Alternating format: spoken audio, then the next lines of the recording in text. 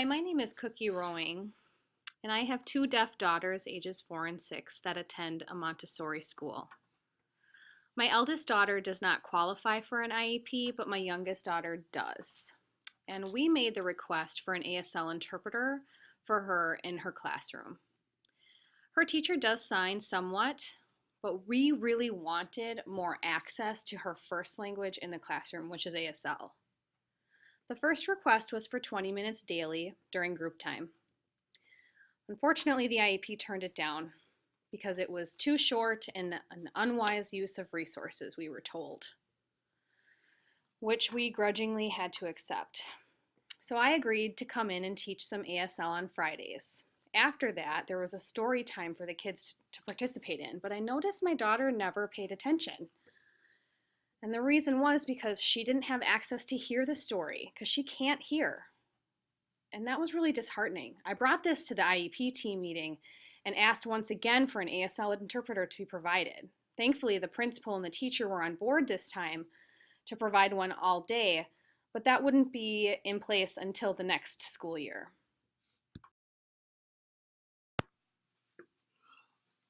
Hi, we're the Porters. Where are we from, honey? We are from northern Wisconsin. We represent the Wausau area. We have a great community of deaf and hard of hearing and deaf-blind individuals in our area. We're really glad to live here. But one downside to this area, you tell him. Lack of interpreters.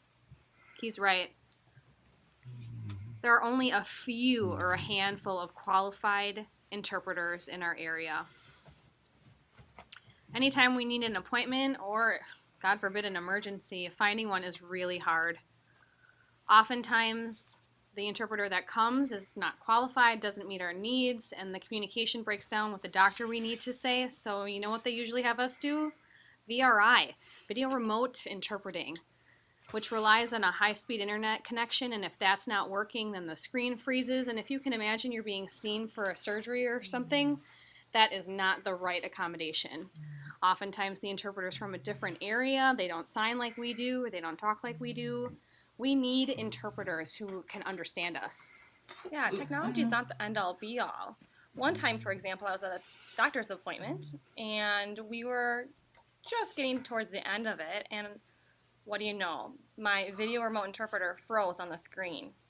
My communication completely shut down. The doctor was so fed up with the technology that he just turned it off. Didn't even ask my opinion, and it was terrible. Yeah, where's our equal access to be able to have appointments when we need them like you guys can? Mm-hmm. You guys can make appointments whenever you need them and get in and be seen the same day. We can't do that. We want to be able to do that, but oftentimes it relies on the interpreter's availability and we have to accommodate the interpreter. How ridiculous is that? The other downside to living here is that a lot of the hospital systems and businesses have a contract with a specific interpreter in our area.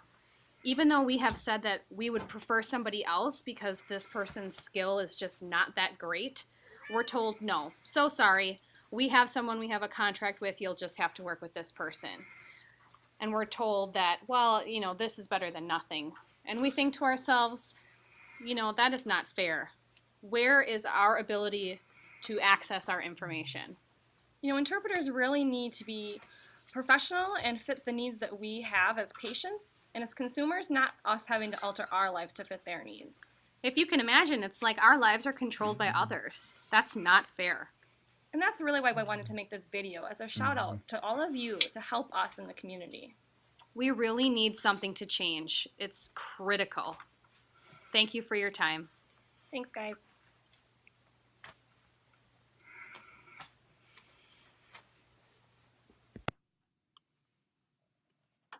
Hi, my name is Heather Stockwell, and I'm from Oshkosh, Wisconsin. I wanted to share with all of you that because I live in a rural part of the state, I am unable to use my phone. Because I use a video phone for telecommunications, I rely on high-speed internet connection, and that's not something that I have a problem with solely, but my neighbors do as well, the surrounding areas. We can't even call 911 if they have an emergency because our phones are unreliable. It's a common problem for us in the rural part of the state. We need your help.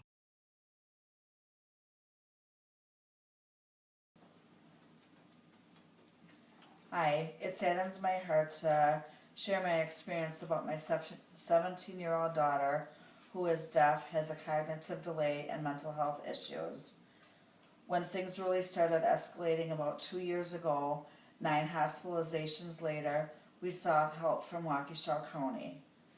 Her primary mode of communication is ASL, but because she wants to be seen like and accepted by her friends, she often refuses to sign or to look at the interpreter. She was at Wisconsin School for the Deaf until she got kicked out for her behaviors. The county says her head banging, running away, and psychotic breaks are behavioral, not mental health. She has two therapists, one who is deaf and signs directly with her, my husband and I. The other communicates by writing. We have expressed the need to have more therapy with the ASL counselor, or at least communication amongst each other. This is not happening, I believe, because she is approaching 18. The county is watching the clock and not providing the appropriate services. She is screaming out in very negative ways. We have also had issues with the high school she is at now. To try to accommodate the only deaf child at her school, we have asked for the organization WESDPDHH to be involved, or direct observation by myself or an advocate. All were denied. As a mom,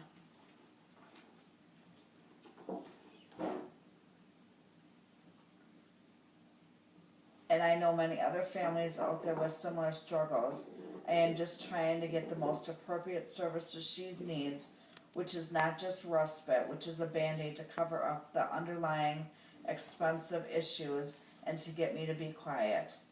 If this is confusing to you, imagine how my daughter is feeling. Thank you, Tammy Lickman. I just wanted to share my experience that I've had here in Wisconsin getting some mental health services. I honestly haven't really had a good time as a deaf person. My experiences kind of have been just with with a therapist who has signed, but unfortunately she moved to Georgia.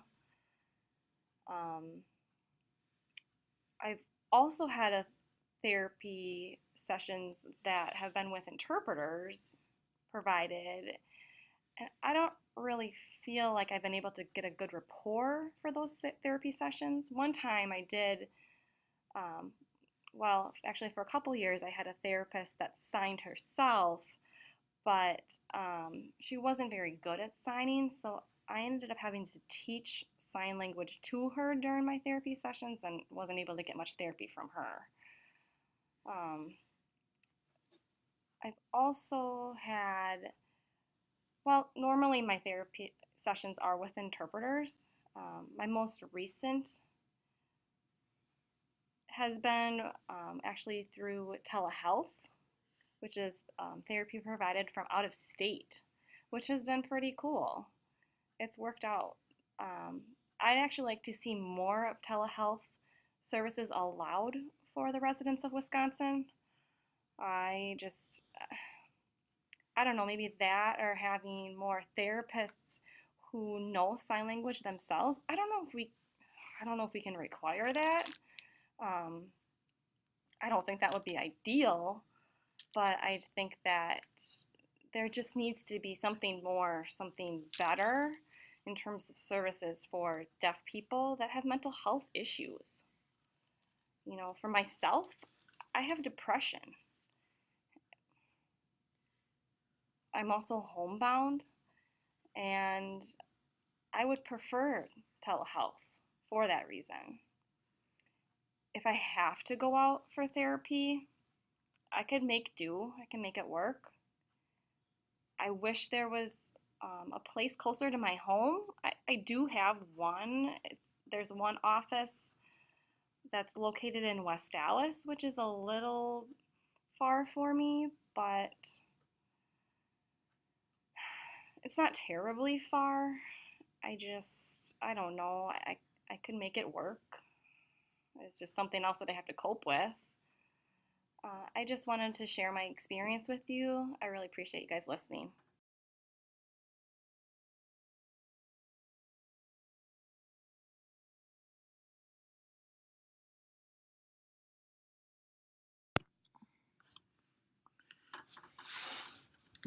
Hi, my name is Dory Richards, and I'm a resident of Madison, Wisconsin.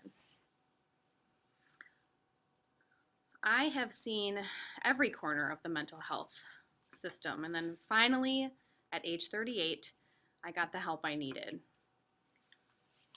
Within 2 years of getting the right help, I was able to begin my recovery process. My personal experience is what motivated me to get certified as a peer support specialist. I took the training and I got certified in the state of Wisconsin.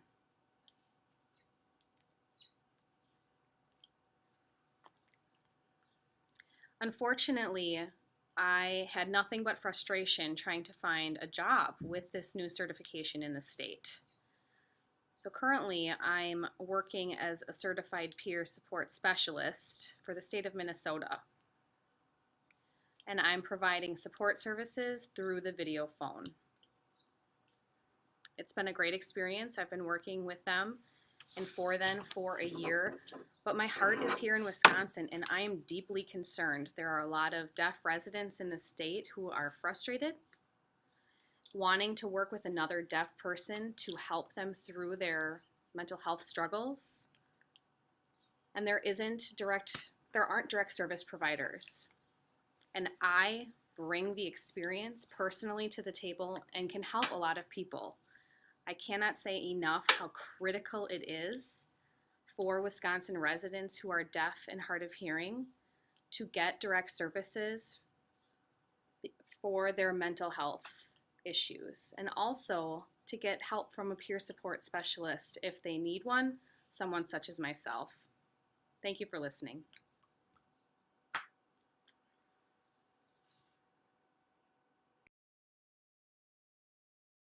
For the deaf and hard of hearing and deafblind. Imagine yourself at night as a deaf person, and there is a disaster on the way or some severe weather alert. You can't hear the siren that's going off in your neighborhood. How are you going to wake up and know what to do? Some deaf individuals rely on technology, but that doesn't account for a power outage. Thankfully, nothing has happened to me, but it could, and I wouldn't know it was on its way. We need to do more here in Wisconsin. You all have the benefit of receiving a 911 emergency text message, probably on your cell phone in the middle of the night, and you wake up from that and know to go into the basement. I don't. Another concern of ours is when FEMA, or the Wisconsin Emergency Management, makes an announcement on live news. There's no captioning, or the captioning is terrible. So we are here to ask for a live sign language interpreter anytime there's a severe weather alert or a disaster impending, so that there's a much more clear communication and we know what to do next. A third concern is text to 911. Thankfully, Rock County here in the state has established this service for deaf individuals, but the other 71 counties have not. There are 3 other counties who have this in process, but deaf individuals need to be able to text to 911 when there's an emergency. This is a problem. We are hoping to see this addressed because deaf individuals need to be able to get a hold of 911 services in the case of an emergency. Thanks for listening.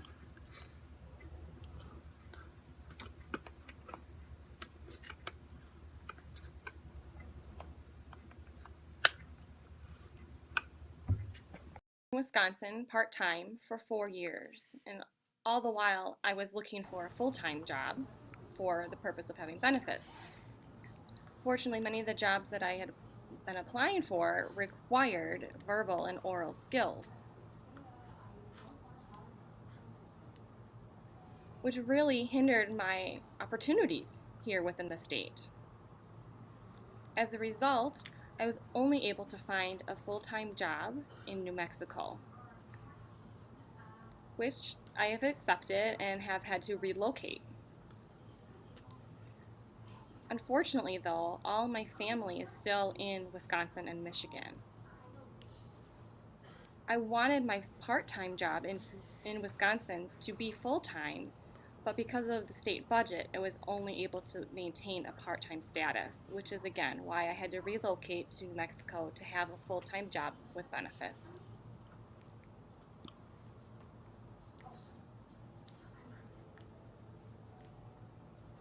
Trust your fire alarm and your carbon monoxide detector, because you can hear it if they go off. Let me tell you a story of something that happened to my best friend and her mother 3 years ago. They had both gone to bed. They thought everything was fine. And then at 3 o'clock in the morning, their house exploded. The two of them couldn't hear the fire alarm or the CO2 detector telling them that something was wrong because they were deaf. Visual alarm systems like this for deaf individuals are 3 to 4 times the expense that you incur when you buy your own. We face this sort of thing every day. The anxiety that something like this might happen to us because we don't have the technology we need to feel safe in our own homes. We can't hear the fire alarm going off or the CO2 detector going off. We have a right to have one and to feel safe in our homes just as you do. Thanks for listening.